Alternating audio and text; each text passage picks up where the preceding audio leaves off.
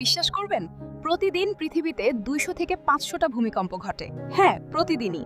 পৃথিবীর নিচে সবসময় নড়াচড়া চলছে। পৃথিবীর ভূখ ৭টা বড় প্লেট আর অনেকগুলো ছোট প্লেটে ভাগ করা। এগুলো সব সময় নড়াচড়া করে, তাই ভূমিকম্প থামে না, শুধু আমরা টের পাই না। প্রতিদিন প্রায় ২০-৩০টা ভূমিকম্প যন্ত্রে ধরা যায়, কিন্তু মানুষ টের পায় না। সব ভূমিকম্প ধ্বংস করে না, কিছু ভূমিকম্প পৃথিবীর ভেতরের চাপ কমিয়ে বড় বিপদও ঠেকে দেয়। ৮০% বড় ভূমিকম্প ঘটে রিং অফ ফায়ার নামে একটা এলাকায়, যা পুরো প্রশান্ত মহাসাগরকে ঘিরে রেখেছে।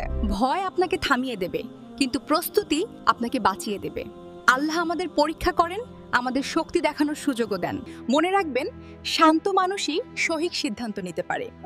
জ্ঞান, ধৈর্য আর প্রস্তুতি নিরাপত্তা বাড়ায়। সচেতনতা মানে আতঙ্ক নয়, শান্ত থাকা, বুঝে কাজ করা। যখন মাটি কাঁপে, তখন মানুষকে এক হতে হয়। সেই খোলে দৌড়াবেন না, ড্রপ, কভার, হোল্ড অবস্থান নিন। জানালার পাশে দাঁড়াবেন না, গ্লাস ভাঙতে পারে। মোবাইল চার্জ রাখা, পানির বোতল কাছে রাখা, ছোট প্রস্তুতি বড় জীবন বাঁচায়। বাড়িতে ভারী জিনিস দেয়ালে ফিক্স করে রাখুন। আর্থকুয়েক ড্রিল শিখে নিন। অনুশীলনী আত্মবিশ্বাস দেয়।